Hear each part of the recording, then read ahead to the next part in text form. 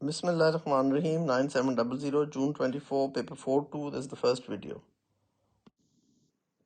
This paper is for 2 hours, so everybody must remember that you must try to finish it 15 minutes before the time so that you can then revise it as well. Bismillahirrahmanirrahim. Question number 1. Osmoregulation is the control of the water potential of body fluids such as blood. Osmoreceptors and antidiuretic hormone have an important role in osmoregulation. Name the location of the osmoreceptors. Hypothalamus. Hypothalamus is at the base of the brain and just above the pituitary gland. State the stimulus that is detected by the osmoreceptors, the changes in water potential of blood. So if you just said changes in blood, I'm sorry, nobody's going to give you any marks for that. Changes in water potential. If you said changes in water, even then you don't get a mark. What do you mean by water? The total content of water or the water potential? Water potential means how many solutes does it have? How many free water molecules does it have? So the changes in water potential of blood. You could have even used this sign if you wanted to use that sign. Then it says name the structure that secretes ADH. Now the common mistake would have been if you just wrote pituitary gland, but I'm sorry, you won't get a mark for that. The answer is posterior pituitary gland because pituitary gland has two portions, the anterior and the posterior. So posterior pituitary gland.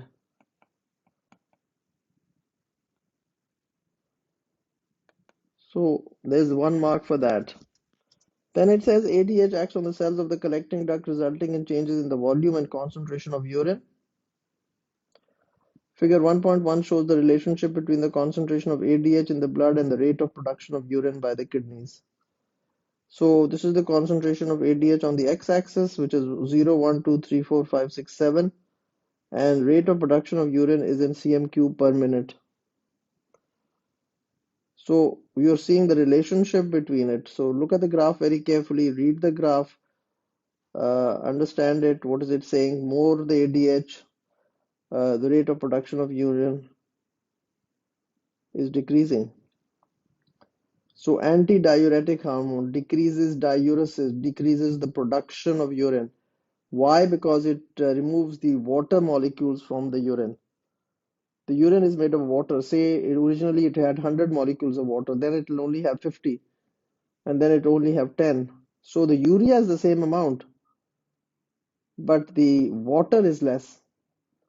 It's just like having 10 teaspoons of sugar in a glass of water, or having 10 teaspoons of sugar in half a glass of water. Part 1. As the concentration of ADH in the blood increases, the rate of production of urine decreases. Using figure 1.1, calculate the percentage decrease in the rate of production of urine between ADH concentrations of 1 and 3 arbitrary units. 1 and 3 arbitrary units. Show your working. Give your answer to 1 decimal place. At times you don't read this and then you of course do not get a mark because you have not simplified it to 1 decimal place. The answer of course was 61.5%, but then let's look at the working. You can see the working here. At 1 it was 13 and at 3 it is 5, so 13 minus 5, 8. 8 over 13 into 100 is 61.538467. But then of course you had to answer it only to 1 decimal place, so you were not supposed to give me this whole thing, which is 61.538. This was wrong. I mean, it was wrong in the sense that you're only supposed to give it to 1 decimal place, so 61.5%. Then, of course, part 2 of the question says explain the relationship shown in figure 1.1. Explain the relationship means it's all bio. Then you've got to tell me why the volume of, as the ADH has increased, why has the volume of urine decreased? So you come up with the biological explanation, which is increase in ADH results in aquaporins added to the cell membrane of the lumen side, and more water leaves the filtrate, or you can say more water leaves the collecting duct, or you can say more water reabsorbed. So urine of volume decreases. The concentration will of course increase, but the volume of urine will decrease. And then of course, if you gave me a little more detail, like ADH binds to receptor and increases the permeability of the cell membrane, well, that was okay as well. So there are four mark scheme points, and any three of those, and you could have got your 3 out of 3. So, I mean, I'm just giving you the wordings of it. I've of course talked about it, and I've said this many times that you need to learn these wordings. Some of you, of course, it comes very naturally, but some of you need to learn these wordings. Aquaporins added to cell surface membrane, more water leaves the filtrate, or you can say more water reabsorbed. So urine volume decreases, or you said the concentration increases, and ADH will bind to receptor and thus increase the permeability of the cell surface membrane. Now, question number 2, variation exists in populations of a species and this may provide the opportunity for evolution to occur. Phenotypic variation exists in many forms and has a number of possible causes. So now they're asking you, how is their phenotype means the physical appearance. Now, if you look at if you're a girls' school or a boys' school, if you look at all the girls in your class or the boys in your class, why do you all vary in height? You're all 16-year-olds or you're all 17-year-olds. But why do you all vary in height? Now, the first thing is genetics. Your genotype. Your genotype. Do you have the height do you have the gene or the allele for tall height, just like plants? They have the genetic information for having a tall stem. So, number one is the genotype. Number two is the environmental conditions like climate, disease, food availability. You can talk about that. Like, for instance, a person was born in an area where there's not enough, he didn't get enough protein in his diet when he was 14 or between 12 and 16. So he's not going to grow that tall. And then the combination or the interaction of genes and the environment. Like you can say, the expression of the gene is modified by the environment. So there are 3 points. Number one, genotype. Number two, environmental factors. And the combination or the interaction of genes and environment.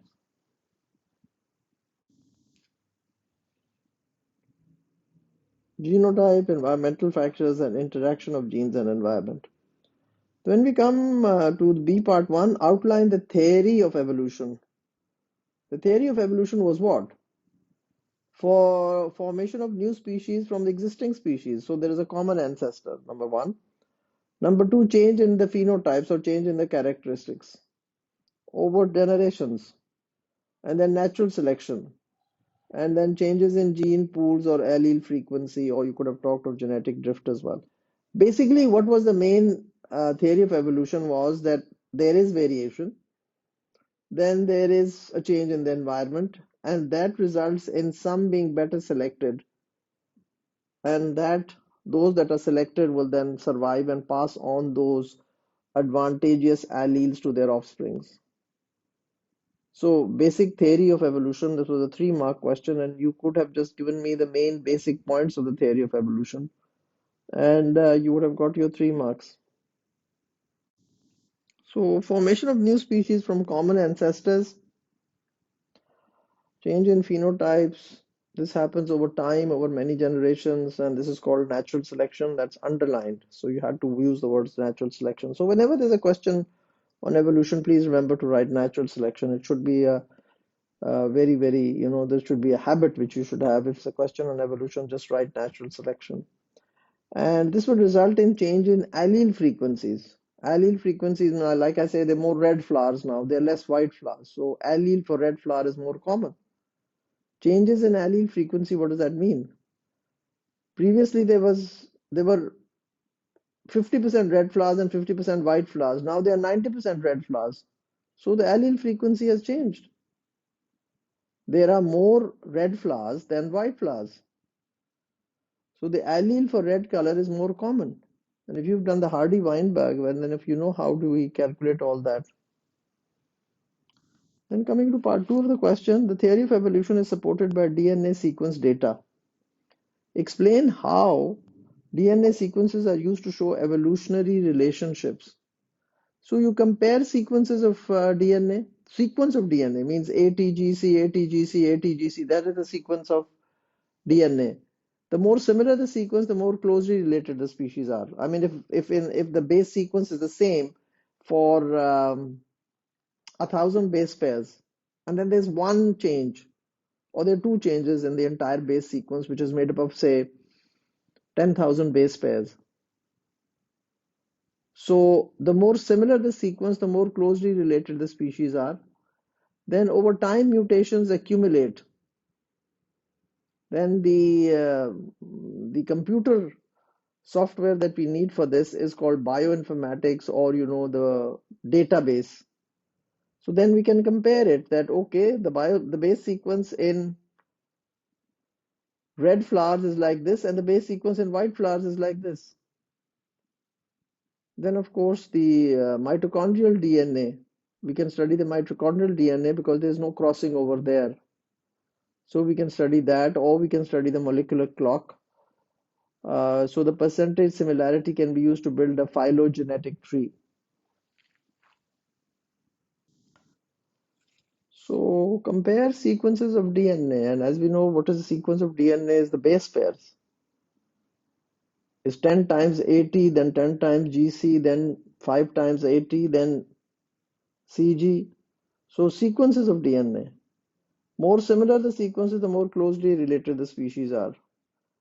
Over time, mutations accumulate, and use bioinformatics, or you use the software, or you use the database to compare them, because you have it all saved in all this database. We know the exact human genome. We know the exact genome of so many organisms now.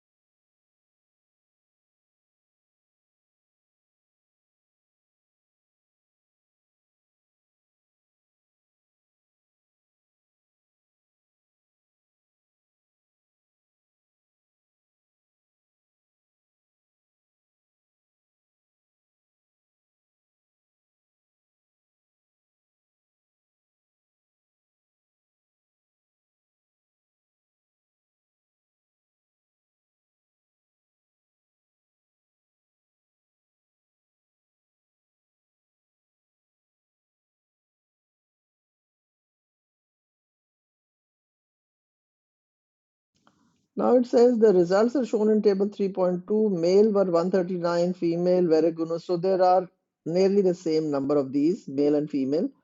And the male metallic were also 136 and the female metallic were also 140. So ratio was 1:1 of observed color phenotypes. Now you've got to understand, if you had a metallic, then you had to have, if you had a metallic, then you had to have this L small r, L small r. So if you had a L small r here, you had to have a L small r in the female. Only then you could get a L small r and a L small r. So this is why you had to really figure this out. So because they're going to ask you the genotype of this. Because if you look at it says in part 1, use table 3.1 to deduce the genotypes of each of the parental betas used in cross 1 and cross 2.